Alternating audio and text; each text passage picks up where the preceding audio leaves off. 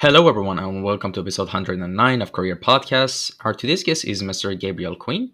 He's an illustrator focusing on character design, sequential art, visual development from United States, New York. And well, with that quick introduction out of the way, could you please give us a little introduction on how you got into visual arts and design? Yeah, totally. Hi, I'm Gabriel. The short version is I just started kind of drawing as a kid, and it took. Much like many other people, I just kind of fell in love with it, and it just kind of snowballed from there. Um, there's kind of like an attachment to that, which is kind of interesting. Where when I was about 10 years old, I moved countries. I moved to Bermuda, and I missed about 4 years of school, like actually 4 years of school. Like I was kind of like homeschooled, but really I just missed 4 years of school. So all I did was draw, pretty much. And when I got back into school, I it was the only thing that I was good at. So as I caught up academically, it was like my saving grace. It was like the one thing I had to sort of have some kind of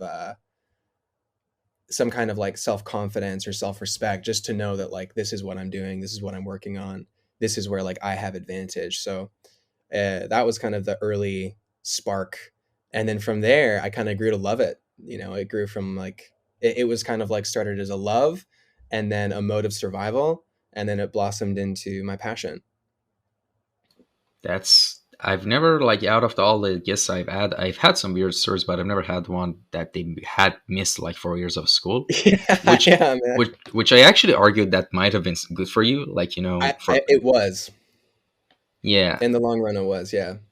Yeah, I mean, imagine you could, just vibe and do your own thing and, explore your, like, inner intuitions as a child, especially. Mm. Instead, if you would have, gone into the school system, like everyone is, maybe, I don't know, maybe it would have been much harder for you to tap into your, like, inner Mm. child, I guess, because that's super important, that kind of intuition, for doing actual genuine art. Yeah, and because I was kind of like forced to learn it all on my own, it actually became a great asset to me when I was catching up academically, because I was learning art by myself. It was sort of like I developed those transferable skills on kind of learning how to learn. And I ended up graduating valedictorian from my high school. So it ended up working out really, really well for me, because it gave me a kind of mechanism for approaching life that was unique to me, and it ended up working out. Yeah, and I graduated university and all that stuff, so it all worked out in the end.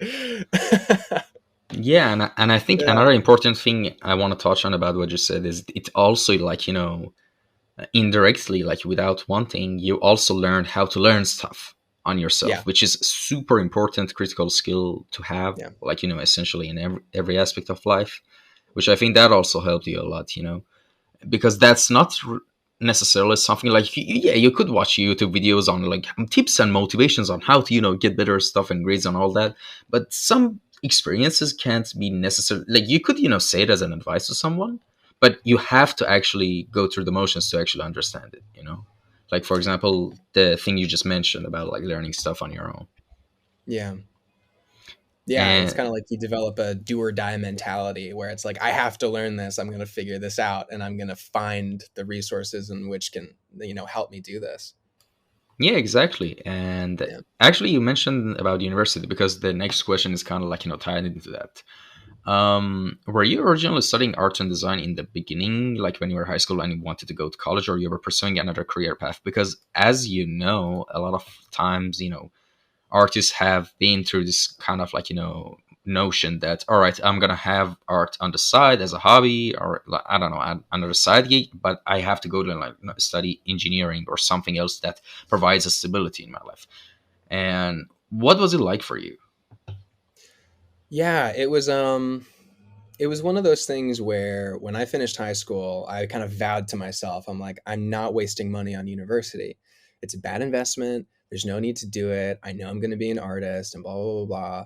And I kind of had this interesting experience in a gap year after high school, where I was exploring kind of multiple career paths. And one thing that I was exploring a lot of was actually like videography work and like event photography and stuff. So that was definitely an interesting kind of like,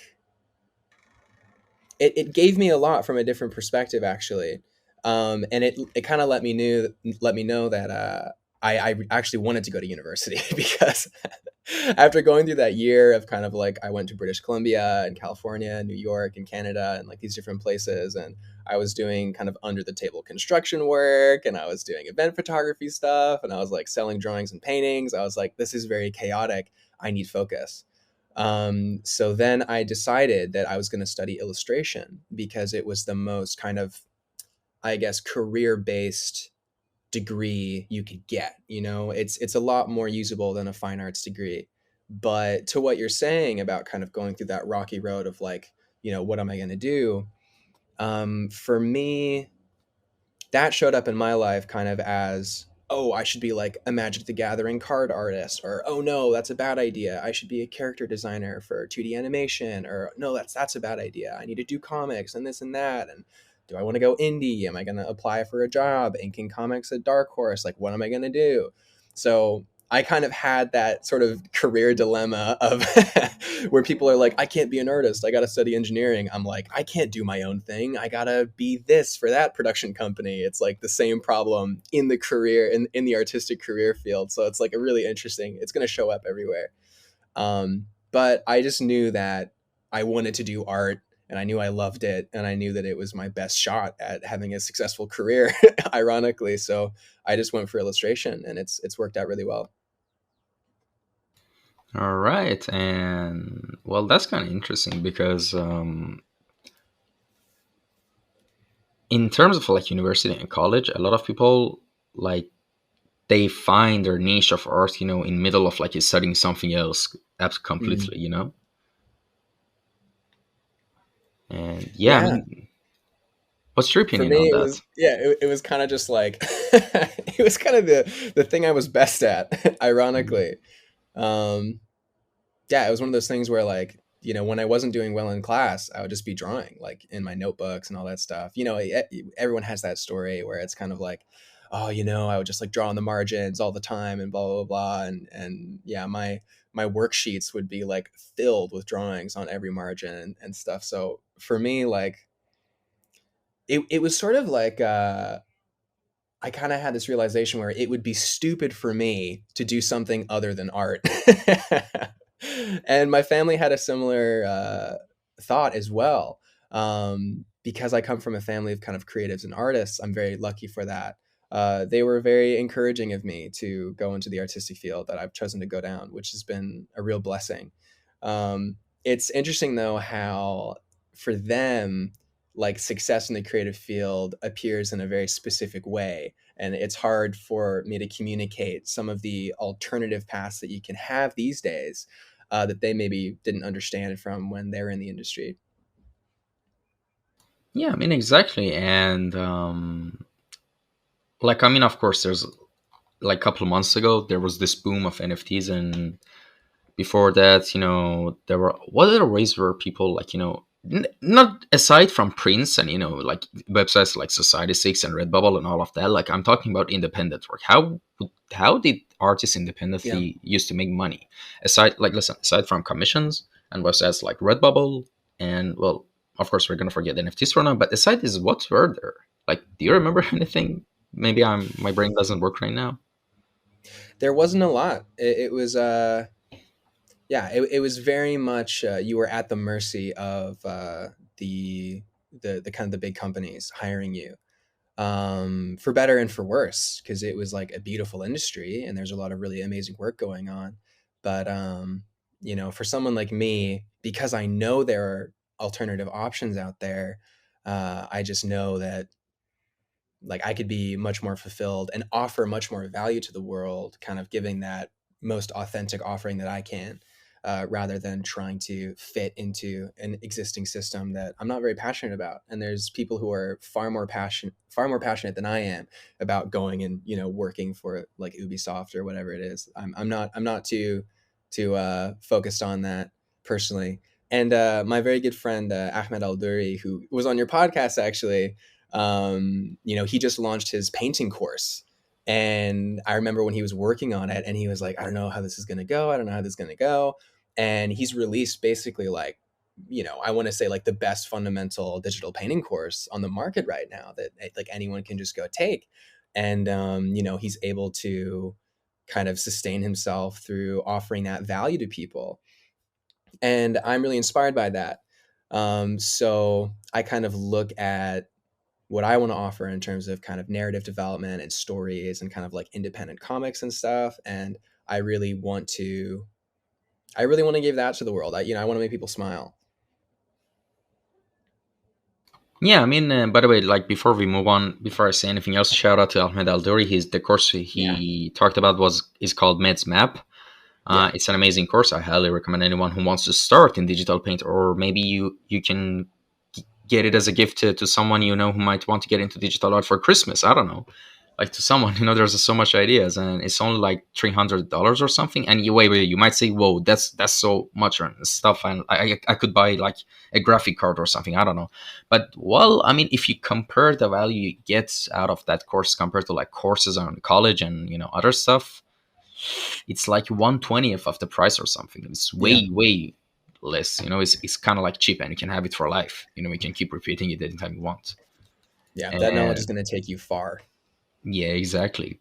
And speaking of like your that was some of the works we just mentioned, and like you talking about what you want to do with your illustrations in the end. I actually want to say some stuff about your works. When I checked them, you have like a pretty like you're one of the few artists that I've seen that can possess more than one style and Thanks, man. keep it consistently.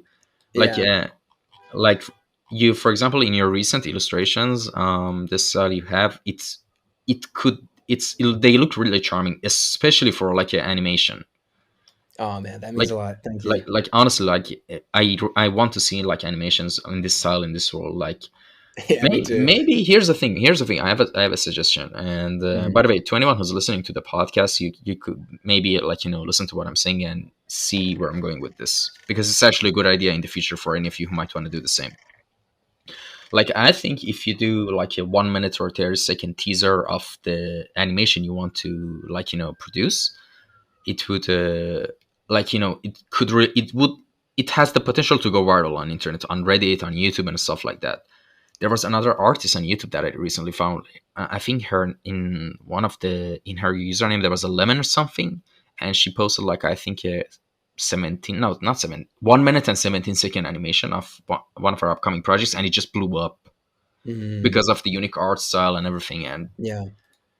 And yeah, I mean, the thing that's always refreshing to the eye is unique art styles, and I think FBI is gonna drop at my house right at any moment right now because we can Oh hear wait, the sirens. can you hear sirens? Yeah, it's fine. It's fine. It's fine. Oh, I'm so sorry. It's No, New York it's City. fine.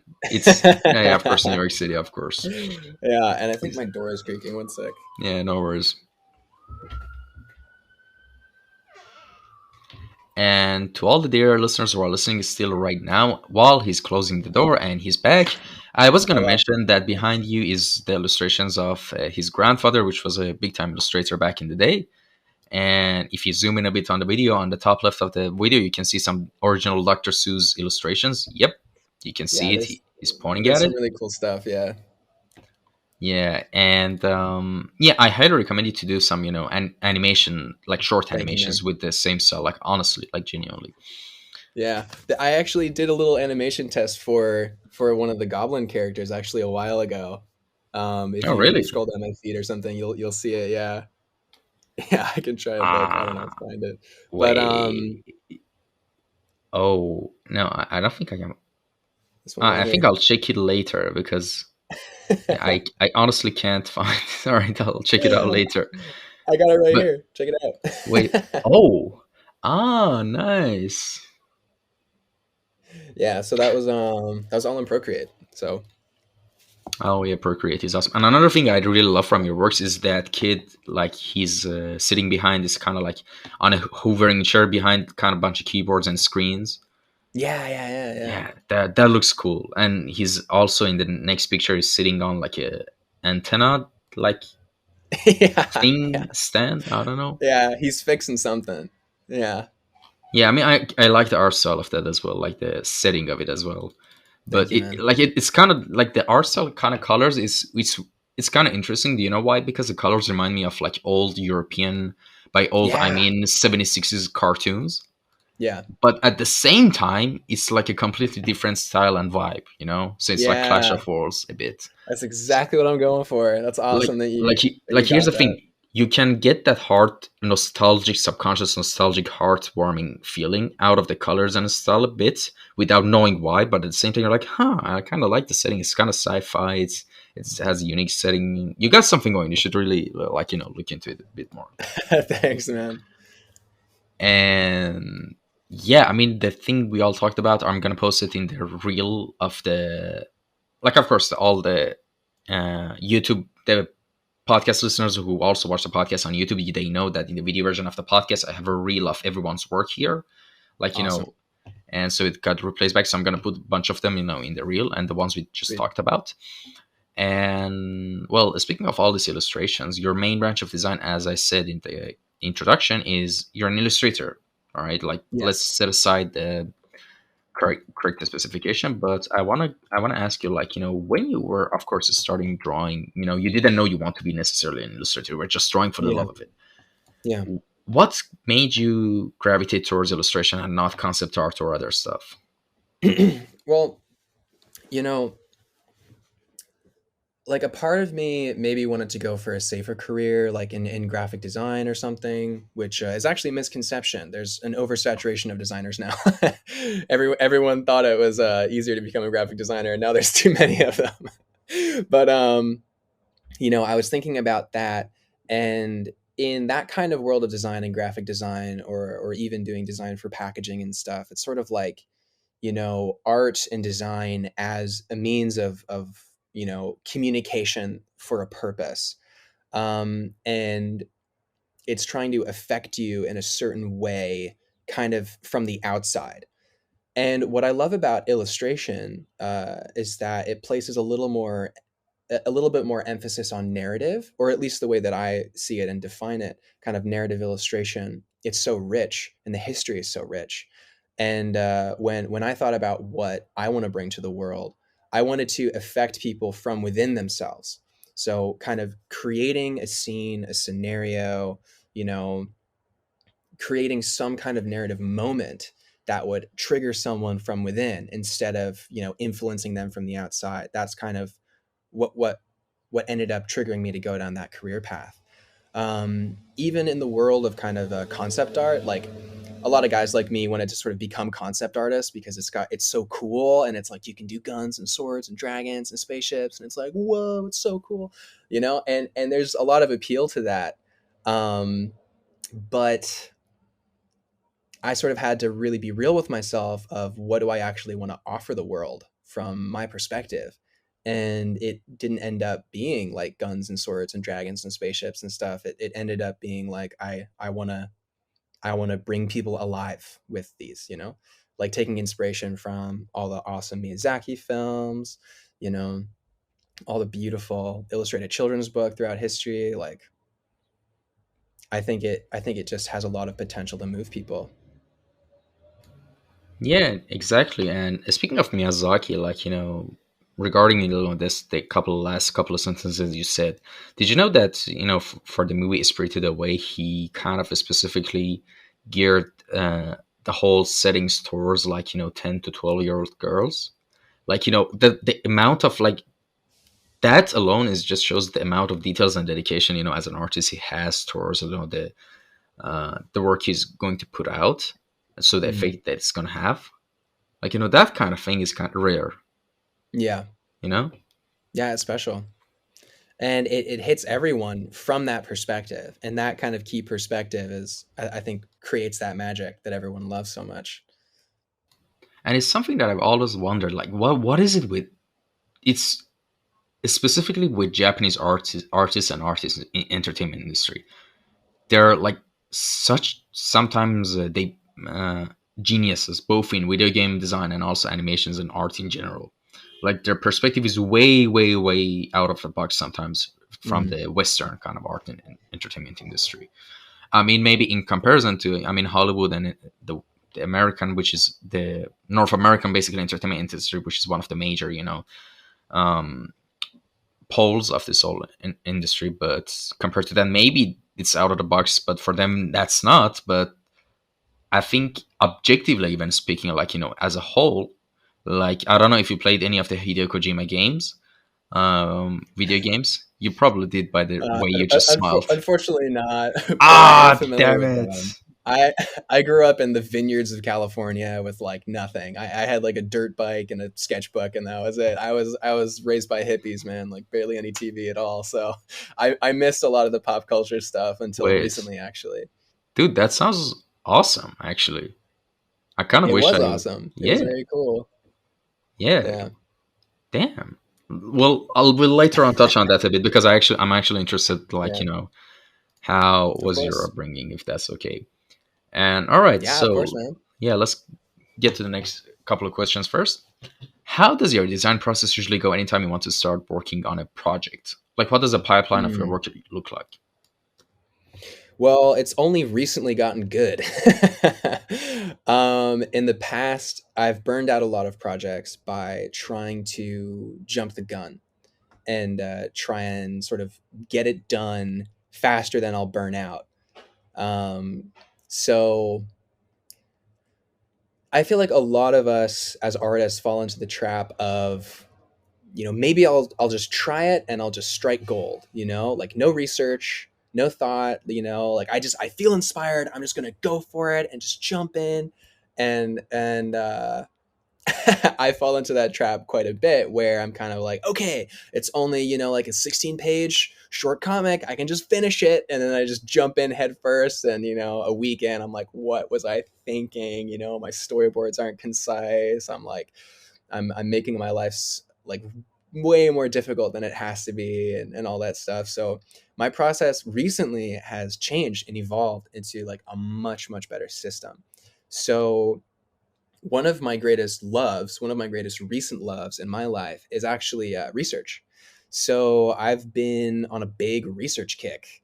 Luckily, with the kind of recent series I've been doing with the goblins, it doesn't demand anything because it's completely fantastical and nonsensical. So I can kind of just make whatever I want, and it's very simple and fun. But there was a previous character design I did recently based on a World War II / World War One kind of airplane pilot. I don't know if you're going to put it on the side or something, but the character is called Goose Rogers, and I've for that research process, I looked at like all the uniforms of the kind of Air Force pilots, what they wear, what they did.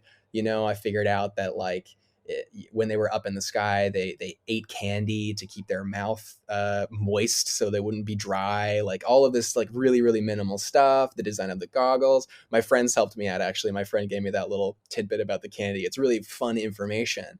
And just learning about the design of the planes and stuff. And then when I went to create that in my sketching process, I was like, I wasn't just designing the character, I was also designing like the brand of gum that he chooses. And I was just kind of having fun and exploring. And it was kind of like you do the research and then you do another phase of research, but that's just drawing and sketching, just kind of loose and fun. And then you get to kind of pick and choose what you want to keep in the final and kind of tighten it up. But yeah, my process now is very research heavy because you end up saving more time in the long run and you get more ingredients to make the magic, I think. When I jump into a project, and I think a lot of other artists fall into this trap as well, without the appropriate research, unfortunately, you fall victim to cliche. And that's not something that I really want to have a lot of in my work. So I've been trying to be a bit more unique and focus on things that other people might miss. So yeah, in terms of practical process, basically I go from a lot of research to kind of rough sketch iteration. I keep it really loose. I keep it kind of a low opacity, kind of fat pencil, and I just kind of lay it all in. Um, I work both in Procreate and Photoshop. Right now, I'm iPad only. I had to borrow someone's laptop for this interview, actually. And and but yeah, so I kind of keep it real rough. And then when I come in with kind of the line art to clean it up, I just want to make sure the information is clear, the visual information is clear, and that you don't lose the life and the magic. because oftentimes when people go from rough sketch to ink, you lose the magic, like you lose the aliveness. So for me, I really want to make sure that before I go to ink, I've already done a bunch of drawings and I've already warmed up, so that when I come in, I'm not thinking about the lines. I'm just present in the character, and it happens just kind of as a byproduct. And yeah. The one you talked about was it the illustration with two like trolls in a zeppelin? Was it um, I was talking about this one character I did. in the plane? Um, kind of, yeah, it's kind of like farther down on my feed now. It's before all the goblin stuff. Hmm. It's this character. I can just show it on my phone Oh that I yeah, that's designed. Yeah. this. So yeah, that was more of a style for kind of 2D animation or something like that. Like it was a personal challenge for me to see if I could do something with like a lot of fidelity, but keeping it consistent across like expressions and a character. And it was hard, but it was a really good practice exercise for the portfolio.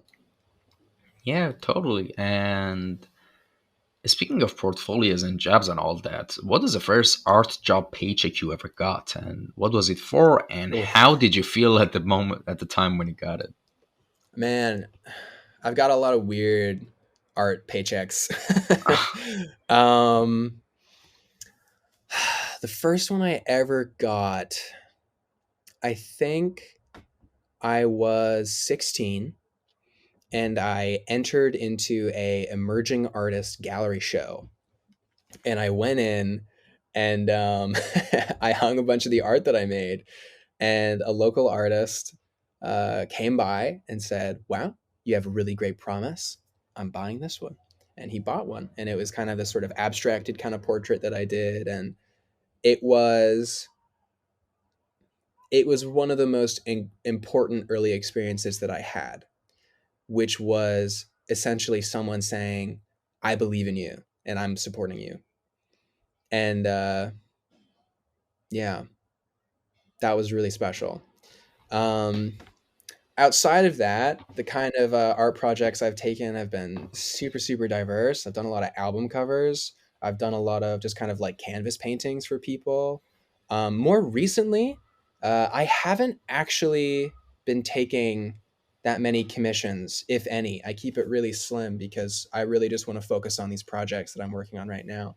But that's aside from your original question. But that was like the first art paycheck that I got. Um, yeah. Awesome. And actually, all right, let's jump back to the subject I wanted to talk about and ask you a bit about your childhood and upbringing, like having like living in vineyards outside of like outskirts of Los Angeles, as you said, right? Or I think it still is in Yeah, I was in California. Sorry. yeah, I was in California. Yeah, I grew up in kind of like Northern California, so I grew up a lot in Sonoma. So that's like a really kind of small town in the middle of nowhere kind of place. And my upbringing was interesting. My father was an abstract painter, and my mom was a singer songwriter, and still is. And growing up, it was very magical, you know? They really let us kind of grow our imaginations, and it was a really magical experience. Um yeah, it was the kind of childhood where I spent a lot of time, most of my time just outside in the world, either kind of just out in the yard jumping on a trampoline, or I was out like, by the river or like down the thing, like think Calvin and Hobbes, but it was just kind of me. There was no imaginary friend, unfortunately, and just like a couple friends maybe. But it was very much that kind of life where a lot of things were handmade. I made like a bunch of swords out of wood and a bunch of bows, and I was very much kind of like wishing I was Legolas. I had really long hair, and and yeah, man, it was just a very kind of chill childhood. I had like no video games or anything like that. And yeah, and then when I turned 10, unfortunately, my parents separated and I moved away and my life changed drastically. Um, yeah, I kind of lived a large chunk of that time with like kind of no friends. And it was sort of like just me building forts in the backyard and kind of drawing in my sketchbook and sort of being alone. Um, but I think overall, it was really good. It was very formative for me. Yeah, I mean, I'm sure it was. I mean, you were kind of lucky because your personality type kind of fit in with the experiences. I mean, if Yeah. you like, were the type of, person who couldn't, afford being alone, and it would just be Mm. hard on them, it would have been much different. But like I'm happy that everything like worked out well for you, Thanks, and man. Me it's too. kind of interesting to hear that. And Yeah. well, speaking of like the type of life you had, and also seeing that most parents and upbringings are like that. It's mostly like a rat race. Like there's a Mm. lot of parents are like tiger parents. They want to force their child out of worry and kind of love for them Mm. to get good grades, get a good job, become a doctor, engineer, and blah blah blah, all of that. So we have two kind of like yin and yang of this whole thing. And I actually want to know, like, how would you like describe kind of like making like putting limitations for yourself in terms of how to balance this whole two act. I'm not talking about like bring like raising a child, like Mm. just controlling your own life, on life's balance, kind of like Yeah. that. And since we kind of like mentioned about embracing limitations, as you said before, Yeah, I man. want to kind of segue. I kind of wanted to segue into that. So yeah, Yeah, totally. I'm all ears. Yeah, man. I mean, yeah, it's good you brought that up. Um, right now, I'm in the process of setting a lot of limitations on myself. So, right now, I'm trimming down my life so that everything that I own fits in a backpack and a duffel bag. So, that's number one that I'm doing. As an artist, I want to be alive and in the world, and not kind of like stuck and in the same place and just sort of festering in sameness. I really want the diversity of life to, meet me in my experience. Um, but kind of in that sort of career mode, I really love limitations. And I was always very precious with my freedom when I was young. Like I would procrastinate on homework and stuff so that I could have my freedom. Like I had this idea about freedom. And I kind of neglected some studies, and then like I only focused on art, for my freedom. So I chose that I was doing art, and no one can tell me what to do. And in my experience through university and through life, I've kind of realized that limitations are the only way you can actually set out and achieve that goal that you have. So, for me as an individual, I have like 5 graphic novel scripts that I'm working on consistently. And I've got like, 5 characters that I'm developing that I want to make really good. And I've got like, I want to do a tarot card deck and a playing card deck. And I want to do this and do that. And I want to create, like a pitch packet for an animated show or whatever. I have all these things that I want to do as a person. But at the end of the day, out of all these options, they all exist in potential. But when you choose one, the potential for all those other ones, at least for this time, go away. So you have to sacrifice those options to bring one of those things into reality. So that's what I'm embracing, that kind of blind confidence to just try. And, if I fail, I fail. And if I don't, I don't. But you know, sacrificing all those options and all that potential is essential for me to actually create something of value. So that's why for this month of October, kind of as like an Inktober challenge, I've done these daily illustrations of these little goblin characters because I'm like, paranoid about losing a month. But at the end of this month, now I have like 30 wonderful illustrations that I love and that I can always go back to, and I've learned so much through the process, and overall it's a value. So I've kind of been paranoid about like, if I devote a year into developing a book, for me that used to be this great big thing of like I can't sacrifice a year to work on this thing. I'm so young, my time is so precious, blah blah blah blah. But just for reference, I'm 23, so I'm still quite a young guy. Like there's no reason for me to be paranoid, and yet I am. So I've kind of chosen for myself like, I'd rather in 5 years have like 5 books than in 5 years still be trying to figure out what the best choice would be to make. Like just kind of make the choice and do it and move on. And yeah, limitations as it applies to my visual art practice as like a practical thing is also very important, because for instance, with these goblin characters, I have a very specific process that I do that is a chosen limitation. So I have a one brush that I use at a very particular size, and I only use that to ink the goblins. And so I can't go smaller line or thicker line. And because of that, I have to frame things in this particular way or represent things in a particular way. And if I because I hold that, it simplifies my process so much more, because giving myself more options is only going to like mess everything up for me and slow me down. So I've only been able to maintain that speed because I chose that limitation, and the limitations on color as well and post processing. Like I don't shade anything for the goblin characters, and that's a particular choice. It saves a lot of time and it keeps the style consistent. Um, but yeah, having those choices and those limitations both in your life and also in your specific art practice is so important. Once you've figured out kind of the project you want to do and you've decided, then it's up to the individual to go through that research process to decide what limitations will best suit their project so they can actually do it.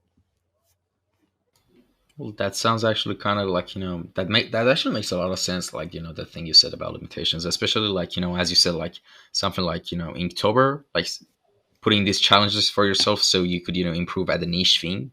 That's those. It also kind of like applies to. I mean, I was talking about this with one of my friends the other day. He's a pro MMA fighter, and I used to actually do MMA and jiu-jitsu. I mean, not right now anymore.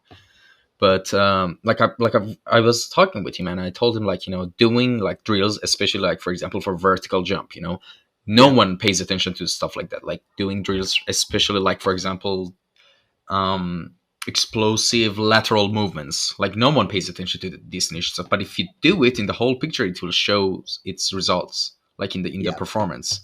And it's Yeah. kind of like I think the same thing with art and other stuff. Yeah. And yeah, sorry, go If you on. apply if you apply that practice to illustration, people have this thing where it's like, oh, I don't really feel like drawing today. Oh man, I'm super tired. I don't think I'm gonna draw today. It's like, oh, guys, I haven't been drawing at all. Like, I'm friends with a lot of illustrators, so a lot of them are really hardcore. A lot of them are more casual. It's a diverse mix, but um, the sometimes someone will kind of be like, oh guys, I haven't really been drawing all that much, and for me that's always kind of like a red flag, and I always mention it in a wholesome way, but I think it's important to, if you're an artist, sometimes it's not about how you feel, it's about what you do. So for me as an illustrator, it's about what I do. So even if I'm uninspired and I don't want to do anything, I, just like an athlete would, I hit the gym and I do studies, I do faces, I do like clothing folds or whatever it is, like just the little things that add up. Because that one guy who goes outside and spends 10 minutes drawing a tree every day is going to have way more fundamental skill at the end of a year than someone who did like one drawing a week and they tried really hard on the drawing and all that stuff. Like it's a series of little things that slowly add up that you really got to pay attention to. And that's where kind of the freedom exists in that limitation. If you accept that limitation, then the freedoms will come to you.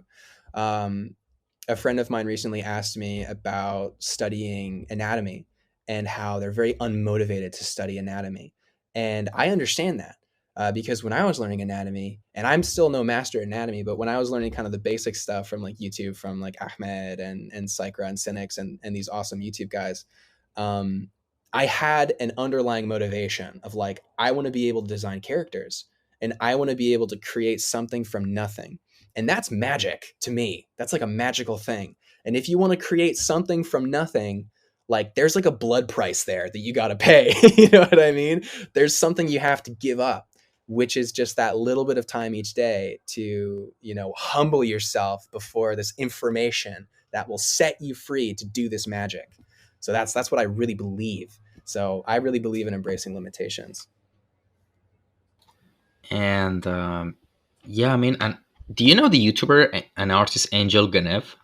I don't know. I think he's And from Russia or something. I don't know exactly where he's from, but I think he's mm, Eastern European or something. He's actually a super successful YouTuber, and and he's also really big on Instagram and everything. And he's actually YouTube videos are really good, and his specialty is in portraits, stylized portraits. And in one of his videos, I remember he said something that kind of struck with me as well, because I kind of knew it in the back of my head. This fact, which is like, you hear like people saying like, oh, I don't, as you said, I'm not in mood to do art, or I don't feel yeah, inspiration coming in. I don't know how yeah, much reference back I see. I don't like. And he said it like this: bitch, there's no inspiration, you should just do the work. That's just yeah, another way of saying you're lazy. Like, for example, yeah, like imagine if you're in a studio and your art director tells you to, all right, we need this like three sets of three different unique cars, and you're like, nah, I don't feel inspiration. Like, that doesn't work. yeah. Like, It doesn't work, man. if you actually practice and actually learn the fundamentals well, you can draw anything anytime you want. Like, yes, you might not be in the mood, but you can still do it, the Mm. fact that you say, oh, I'm not inspired, is because it kind of translates to your lack of, proper fundamentals and understanding of them. Yeah, and a lack of interest. If you're, I feel like the role of an artist is very similar to the role of like a researcher and a scientist. Like, you are exploring and discovering and looking, and you're curious. And I feel like artists who kind of like want to create beauty in a vacuum, outside of life and being interested in life, like, I feel like that some people make that work, but overall, I feel people need that curiosity, that really deep inner curiosity, in order to create something unique or something of value and beauty. And if you don't have inspiration, I feel like you're not living.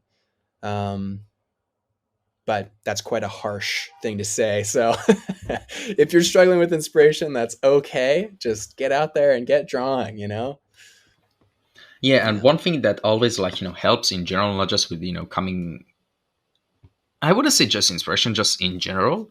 Like, if you've been practicing and doing art and tutorials and you feel like you've stuck and hit a plateau, like, it sounds like a counterintuitive tip, but just leave everything related to that behind for like, so, and don't think about anything from that field for like a while, maybe a week or two, and go, maybe try to go outside, do something else completely different. You'll be surprised and shocked how much better and fresher your brain picks up the information later when you get back on. I know, like, some Yeah. people are like hardcore and I say, no, no, practice every day, do that, and blah blah. And here's the thing: a lot of best in the world say that. I mean, I'm some random guy with a podcast and that says the other thing, and there's other people who are like top of the, like, their industry, that say the reverse of me. But the point is, I genuinely believe, like, taking breaks sometimes from your profession helps. Mm, It does, because yeah. as an athlete, when I was like preparing for like competitions, like, during like a month or 2 months before competition, when everyone's just drilling hard, they're doing something else, I would just not go to the gym, but instead, like, practice running something unrelated to the thing while Yeah. also keeping active, Yeah. like practice on endurance running, for example, like something completely different. And when I would come back to the gym, my body and just nervous system was much You're more fresh. fresher, Yeah. nervous system, that's the main thing. And yeah, and speaking of all the artists with ourselves and everything we talked about, I'm kind of curious about one thing. Who are your favorite artists and designers that have inspired you the most? Oh, man, that's a tough one. Um, okay, through history, I'm really inspired by Mobius, obviously. I'm really, really inspired by a lot of the Golden Age illustrators. Like, these names might just sound completely foreign, but like Kay Nelson and Ivan Bilibin, who's an Eastern European artist. That one particularly is very, very inspiring. Um, and then in terms of kind of illustration, I'm a huge fan of Sergio Topi, who is kind of an artist that when people find that artist, they're like, "Oh my god, how have I never found this artist before?" Like, it's really, really special artist. Um, and then I'm trying to think, kind of contemporary.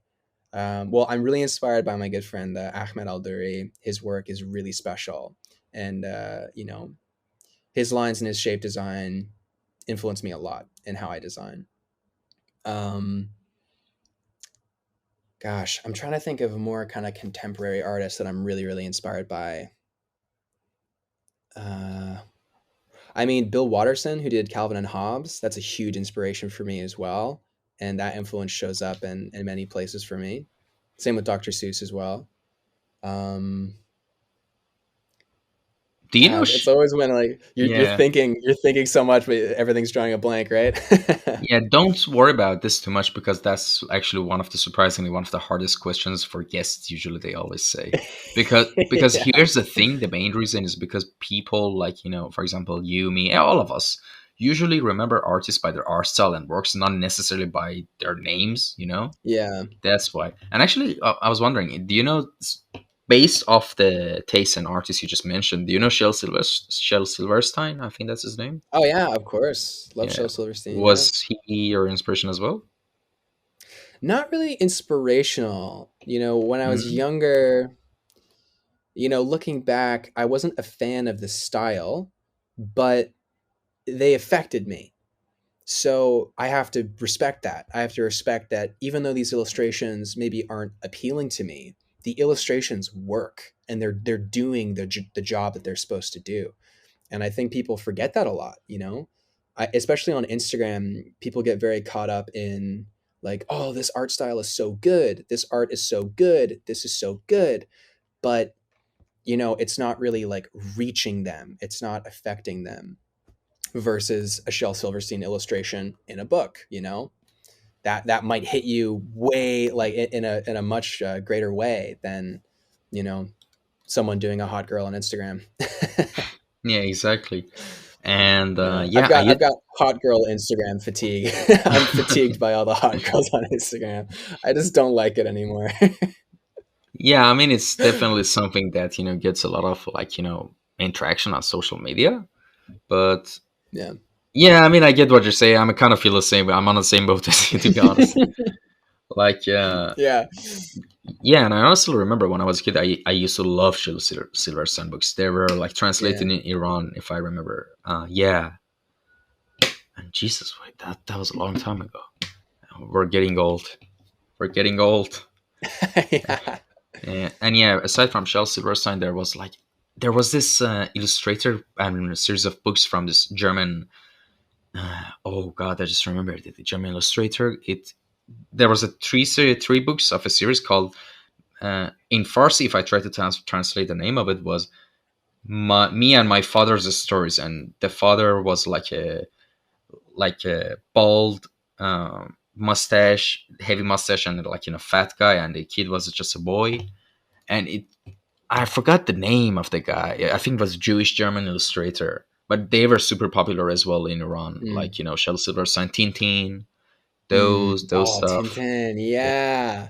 Tintin's awesome. yeah, those I would be ignorant if I said that I think that was a golden age of like comics and illustrations because I don't have much of like knowledge on about the history of art and illustrations, and I haven't seen much, Yeah, so no, it would be totally. ignorant of me to say that. But in my opinion, I think that was like there was something about them. I don't Yeah. know how to put it like finger on it.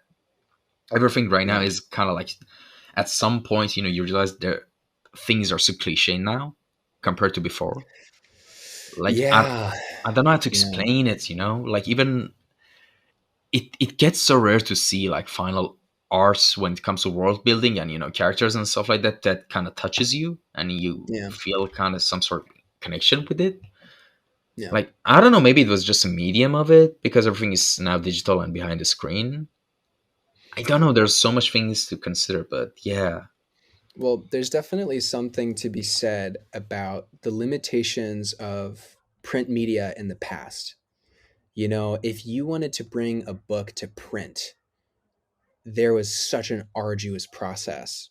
My grandfather was working in publishing at the start of his career with Dr. Seuss. He like worked kind of hand in hand with Dr. Seuss. My grandfather's name is Michael Frith, and I remember that he would tell me the process that he would have to do to go in and get things printed, and you would have to have all the artwork, and then separately do all of these like cells. You would have to draw these cells like cell shading and you would have to like, paint them out in different shades of gray, and those different shades of gray represented different colors at the printers. So you had to predict what these things would look like. And if you wanted a particular color that someone didn't have or could produce, you had to invent it. So there's this red called Seuss Red. And it was like a specific red created for this run of books that they did. So it's like, that whole world, that limitation allowed something, something special. And that's what I'm trying to capture with a lot of the work that I do. And that's why I think I have such a focus on limitations, because when you boil things down to an essence and make full use of a few aspects rather than making small use of 1,000 aspects, I think like there's a magic there. There's something special there. But now there's just such an abundance of artwork. It's hard for something to become iconic for more than like a month. Yeah, exactly. I just realized for a second my mic was muted, so I was all kind of confused for a second there. Oh, oh no. And yeah, and yeah, that's kind of interesting. I never thought about that. I mean, we take for granted the digital stuff we have, like the eyedropper tool is like such a, like, if you put it in Yeah. comparison to the past, you realize that, like, Yeah. whoa, like, Yeah. A big learning curve for me, or an amazing experience, was going through a screen printing process. hmm, So when I was at university, one of the great things about school is that if it's a good school, they'll push you to do many different things. And one of the things I had to do was create a 3-layer screen print where I had to mix my own inks and pigments and its consistency. And then I had to create my design, and then you have to like go in and do everything. So you coat the screen with enamel, and then you lay all your sheets on it, and you shine an incredibly bright light at it, and it calcifies all the enamel that isn't touched by like the black line on the cellophane that you printed on. And then you get that screen and you like put it on a big rack, and then you get your ink and you pour it on and you squeegee it, and then you do these layers of screen prints in like physically. And having access to just 3 colors of varying consistency, and only being able to do things in layers. So for me, I had to make use of a lot of texture and like develop techniques that were unique to me that, no one else did. I used like noise texture and all that stuff. So the ink would dry and like a dapple texture or whatever, and that experience was so informative, because at the end of it, I had this like beautiful hand printed screen print design. It was based on the city of like Shanghai. That was the brief. We had to choose like a city to base something off of. So that's what I chose to do, and it worked so well that a local kind of menswear store, like a high fashion menswear store, saw it and wanted a 0 size reproduction, a huge reproduction, to put in their storefront window for their new, like, I don't know, collection they had from East Asia. So it was like that limitation allowed it to be iconic enough to have function as an aesthetic for this shop. It was like really a cool process.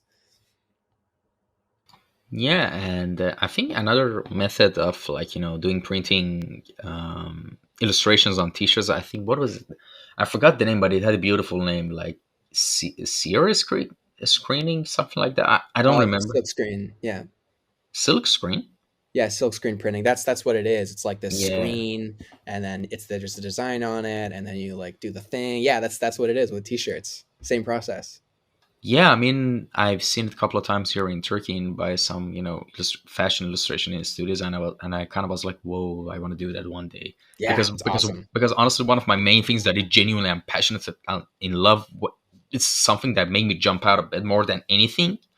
Like, I love a lot of stuff and different like art mediums and stuff like that. Hmm. But like, I love concept art, and especially environment art, concept art, all of that. And I love animation too, the animation. But the thing that I mostly love is fashion illustration. And by fashion illustration, I don't mean like, Mm. drawing clothes on characters. I mean like actually designing patterns and illustrations for clothing, and Yeah. especially t-shirts. And not just that, I mean designing different fashion wear. And yeah, that's one of the things that I wanted. Like, it's on my bucket list of things to do, like making my own print, like with that, silk screening thing. No, that's it. That seems really cool. Mm. And speaking of all of this stuff, right now, I want to ask you this. It's kind of like a fun question because we're kind of taking a break from all the technical stuff. Yeah, yeah, yeah. Yeah, what area beside the area you're working on right now, which is of course art, would you be interested to explore and learn in the future? And let me rephrase this question another way. Imagine if money, resource, and time wasn't an issue and you could do anything. You could learn anything, you could do anything. Basically, what I'm trying to say is what aspirations do you have that are you like your legacy and just big things you want to do in general, and it could be completely non-art related as well. This question, basically, we want to get to know the personality behind you a bit more. Oh man. Okay, before I do that, I'm just gonna close my window and my door because they keep opening. Just give me like Yeah, one sure, sure, second. sure. No worries, no Okay. worries.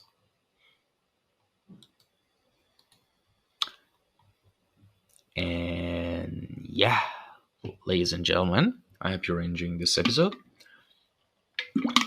Now, this is the appropriate time. If you want, you can, pause the podcast and go, like, get a drink some water, because I just did. To the dear viewers on the YouTube version, you just saw me. And yeah, stay hydrated, and we're right back. I just told everyone to stay hydrated that while we were Hey, gone. Yeah. that's good. Definitely stay hydrated for sure.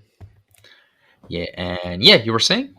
Yeah. Okay, man. I'm so glad you asked this question because this is actually something that I'm going to be doing soon. So one of my greatest loves is travel, and I love meeting new people. Um, so man, if money was no option at all, I would just have like just some nice minimal camera gear and my sketchbook and whatever it is, and I would want to go and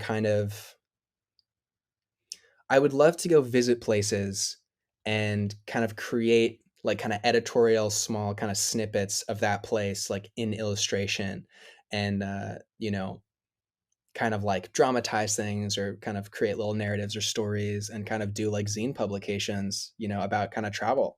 And I would love to be able to kind of research in person. So yeah, I guess travel is one of my big loves, and I really like kind of the mundane things about different places and life. I grew up in California. I went to boarding school in Canada for high school. I lived in Bermuda for a lot of my life, and I went to university in England.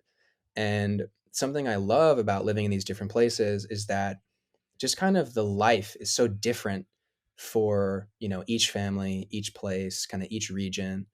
And I would love to be able to just like, I don't know, live in a van or something and go and just kind of meet people and experience these different places and share that with the world somehow. I don't know what that would be if it was like a YouTube thing or I don't know, but I would love to be able to do that. And my plan later this year is actually to start doing van life. So we'll see if it works, or later Yeah. next year, I should say. Yeah, Yeah. that's actually quite tricky and one life. Like, here's the thing: I love the idea of what you're saying, but I personally would love to do that, which I know is kind of impossible with a bicycle or maybe on foot. Like, I love the Yeah. idea of like walking from like maybe the bottom of the South America to the top of North America. But Oh my God. Yeah. the problem is not just before any wild animals maybe get you. There's a lot of human factors that might cause problems. Yeah, that's the main Yeah. problem. But yeah, I love the ideas like maybe sailing on a kayak alone, like across oceans or something like that. I love those stuff. Yeah, as well. Yeah. Like I'm that kind of a soul as well myself. Like especially another like fantasy I have is just hiking across Siberia or Russia. There's a lot of like unseen places Yeah. there. It's a huge place. Yeah. Oh man. Yeah. Spot on. And yeah, and yeah, I hope you figure that out. I mean, you should try on a small scale. Like I started with America first, then moving to Yeah. Canada, then That's maybe the plan. Mexico, then then Yeah. it later on adds on. Yeah, and well, we've reached the final section of the podcast, which is called Awesome. final words. Basically, I'm gonna explain what it means. All right, imagine right now you have a limited time, and this limited time could be 2 minutes, 10 minutes, 20 minutes, doesn't matter, but it's limited time. All right. Okay. And for anyone who might listen to this podcast and they've reached this point at any point in the future, whether it be 2 weeks, whether it be a year, whether it be 10 Yeah. years, 50 years, maybe, I don't know. Maybe there's people on a career podcast marathon and they've reached episode 109 and they're here. All right. Nice. And this section is kind of like a time capsule. If you could, as a human, leave a message or messages to another human being or to anyone who might be listening, what would that be? Okay. Okay. If you want to do something in your life and you want to bring that magic to the world, it doesn't have to be good. You just have to keep doing it. And if you keep doing it, the magic will come. And that's the beauty of life. And I hope you keep going and don't stop. Don't give up. All right, that's actually such a beautiful message. It's such a good note to end this podcast on, this episode on. Awesome. Yeah, just keep And going. yeah, exactly. And all right, thank you so much for coming by. Where can people contact you if they had a question? Is there Instagram okay?